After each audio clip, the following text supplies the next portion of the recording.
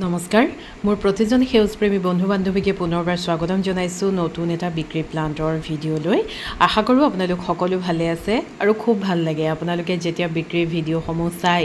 যিসকলে অনলাইনত ক্ৰয় কৰে তেখেতসকলে কুৰিয়াৰ নাইবা গাড়ীৰ থ্ৰুৰেদি আৰু যিসকলে আহিবলৈ সুবিধা মিলাব পাৰে ডুমডুমাৰ পৰা তিনিচুকীয়াৰ পৰা নাহৰকটীয়াৰ পৰা আপোনালোক আহিছে মোক লগ পাবলৈ, মোৰ পৰা প্লান্ট সংগ্ৰহ কৰিবলৈ আৰু সেইখিনি মৰমে মোক যথেষ্ট উৎসাহিত কৰে।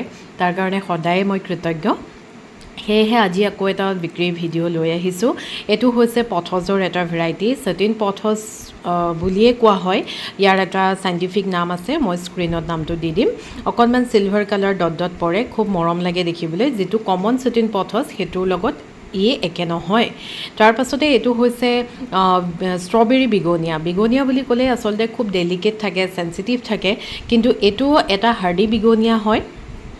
ইয়াৰ কাষৰ পৰা খুব ধুনীয়াকৈ পাপছ কিছুমান আহে, তাৰ পৰাই আমি পুলি প্ৰস্তুত কৰিব পাৰোঁ। গতিকে এই বিগনিয়াৰ প্ৰজাতিটো যদি আপোনালোকে সংগ্ৰহ কৰিবলৈ বিচাৰে নিশ্চয়কৈ কৰিব পাৰে, ষ্ট্ৰবেৰী বিগনিয়া।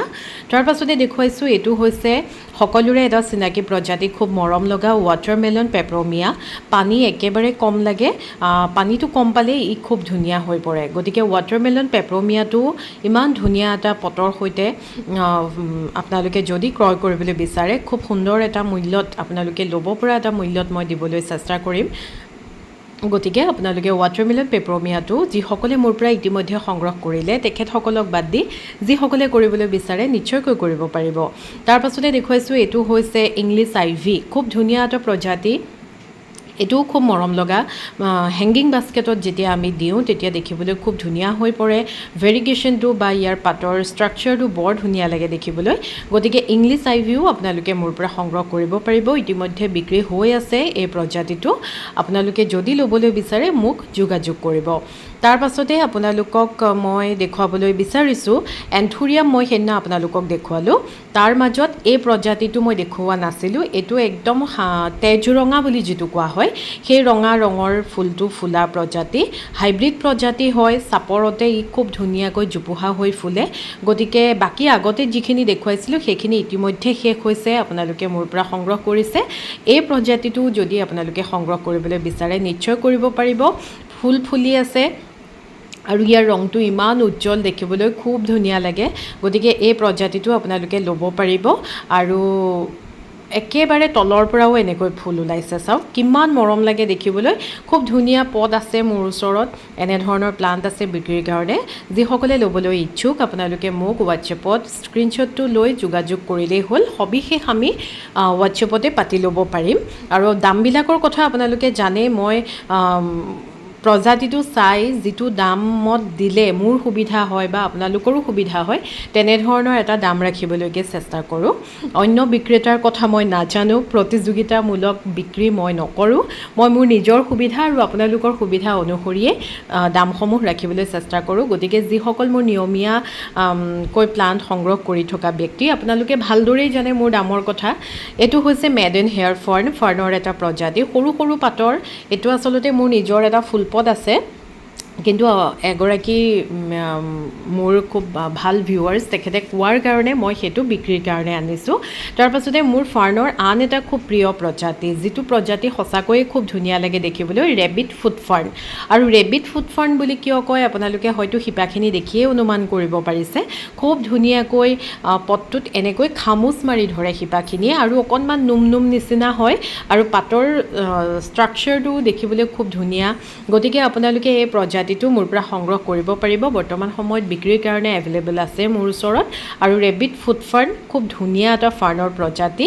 আৰু আপোনালোকে আপোনালোকৰ বাগিচাত যদিহে ফাৰ্ণৰ কালেকশ্যন ৰাখিছে, যদিহে আপোনাৰ ওচৰত এই দুটা ফাৰ্ণ নাই, মেডেন হেয়াৰ ফাৰ্ণ আৰু ৰেবিট ফুট ফাৰ্ণ, তেতিয়াহ'লে নিশ্চয়কৈ আপোনালোকে মোৰ পৰা ল'ব পাৰিব। খুব ধুনীয়া ধুনীয়া প্লান্ট আহিছে বিক্ৰীৰ কাৰণে। গতিকে এইখিনি প্ৰজাতি মই আজি দেখুৱাইছোঁ। তাৰ পাছতে দেখুৱাইছোঁ এইটো এগ্ল'নিমাৰ এটা প্ৰজাতি। এই প্ৰজাতিটো আচলতে যিটো পটত আছে, পটটো একেবাৰে সৰু হৈছে। ইয়াৰ ৰংটো খুব মৰম লগা, বাটাৰফ্লাই এগ্ল'নিমা বুলি কোৱা হয়। পটটো একেবাৰে সৰু হৈছে যিহেতু ইয়াৰ কাষৰ পৰা এতিয়া পুলি ওলোৱা আৰম্ভ কৰিছে। আৰু বিক্ৰীৰ কাৰণে যিখিনি প্লান্ট মই আনিছোঁ এগ্ল'নিমা এই প্ৰজাতিটোৰ, গোটেইখিনি প্লান্টতে খুব ধুনীয়াকৈ এটা দুটা পুলি আহিছে। গতিকে এই পটটো এতিয়া সলাবৰ হ'ল, অকণমান ডাঙৰ পট এটাত দিলে বেছি ধুনীয়া লাগিব, কিন্তু মোৰ পঠাবলৈ সুবিধা হয় এনেধৰণৰ সৰু পটত থাকিলে, সেইকাৰণে মই এই পটটোতে ৰাখিছোঁ। এই এগ্লনিমাটো আপোনালোকে বৰ্তমান মোৰ ওচৰত পাব, যদি সংগ্ৰহ কৰিবলৈ বিচাৰে নিশ্চয়কৈ কৰিব পাৰিব। তাৰ পাছতে দেখুৱাইছোঁ মোৰ খুব প্ৰিয় আন এটা এগ্লনিমাৰ প্ৰজাতি। এই প্ৰজাতিটো মোৰ কিবা এটা খুব মৰম লাগে। ইয়াৰ পাতটোৰ ৰংটো সম্পূৰ্ণ চিলভাৰ ৰঙৰ, ৰূপালী ৰঙৰ, আৰু পাতটো খুব ডাঠ থাকে। ইমান ধুনীয়া এটা হেল্ডি প্লাণ্ট মোৰ ওচৰত বিক্ৰীৰ কাৰণে আছে। আপোনালোকে সংগ্ৰহ যদি কৰিবলৈ বিচাৰে নিশ্চয়কৈ মোৰ পৰা কৰিব পাৰিব। মোৰ নিজৰ সংগ্ৰহতো এই প্ৰজাতিটো আছে। মই যোৱা বছৰ লৈছিলোঁ, আপোনালোকক দেখুৱাইছিলোঁ মই লওঁতে। গতিকে এই প্ৰজাতিটো এগ্লনিমাৰ, ৰূপালী ৰঙৰ পাতটো খুব ধুনীয়া, ইয়াৰ পাতৰ ষ্ট্ৰাকচাৰটো খুব মৰম লগা। গতিকে এই প্লাণ্টটো আপোনালোকে ল'ব পাৰিব, খুব হেল্ডি প্লাণ্টছ আছে বিক্ৰীৰ কাৰণে। তাৰ পাছতে আপোনালোকক মই আজি যিখিনি বিক্ৰী প্লাণ্ট দেখুৱাই আছোঁ তাৰ মাজত আৰু এটা বিক্ৰী প্ৰজাতি হৈছে এইটো ফাইলোডেনড্ৰন জেনাডু, গ্ৰীণ জেনাডু। মই নিয়ন জেনাডু ইতিমধ্যে আপোনালোকক দেখুৱাইছোঁ, গ্ৰীণ জেনাডুও দেখুৱাইছিলোঁ, কিন্তু যিসকলে সেই ভিডিঅ'সমূহ চোৱা নাই তেওঁলোকৰ কাৰণে মই পুনৰ আকৌ দেখুৱাই দিছোঁ। গ্ৰীণ জেনাডু ওপৰলৈ নাবাঢ়ে, বহলকৈ বাঢ়ে, আৰু বহলকৈ বঢ়া ফিলোডেনড্ৰন বিচৰা বহু লোক মোৰ ভিউৱাৰ্ছ হয়, মই পাইছোঁ। তেখেতসকলে আচলতে বেছিকৈ ওপৰলৈ বঢ়া প্ৰজাতি দুই এগৰাকীয়ে ল'বলৈ অকণমান টান পায়, সেইকাৰণে আপোনালোকৰ সুবিধাৰ কাৰণেও মই দেখুৱাই দিছোঁ। বহলকৈ বাঢ়ে, টাবটো ভৰ্তি হৈ যায়। গতিকে এই প্ৰজাতিটোও আপোনালোকে মোৰ পৰা সংগ্ৰহ কৰিব পাৰিব। খুব মৰম লগা, কটা কটা হয় পাতটো। তাৰ পাছতে দেখুৱাইছোঁ খুব ধুনীয়া এটা ফাইলোডেনড্ৰনৰে প্ৰজাতি, চিলভাৰ ভায়লিন ফাইলোডেনড্ৰন। ইয়াৰ পাতৰ চেপটো ইমান মৰম লগা, ই যিমানে ডাঙৰ হয় সিমানেই ইয়াৰ পাতৰ চেপটো সলনি হৈ থাকে আৰু অকণমান চিলভাৰ ৰঙৰ হয়। গতিকে আপোনালোকে এই প্লাণ্টটো, এই প্ৰজাতিটো মোৰ পৰা সংগ্ৰহ কৰিবলৈ যদি বিচাৰে বিক্ৰেতাসকলেও সংগ্ৰহ কৰিব পাৰিব। মোৰ ওচৰত এভেইলেবল আছে আৰু খুব ধুনীয়া এটা দামত, খুব কম মূল্যত মোৰ পৰা এই প্ৰজাতিটো আপোনালোকে হেল্ডি প্লাণ্টছ সংগ্ৰহ কৰিব পাৰিব। চিলভাৰ ভায়লিন ফাইলোডেনড্ৰন, খুব ধুনীয়া ধুনীয়া প্লাণ্টছ বিক্ৰীৰ কাৰণে এভেইলেবল হৈছে।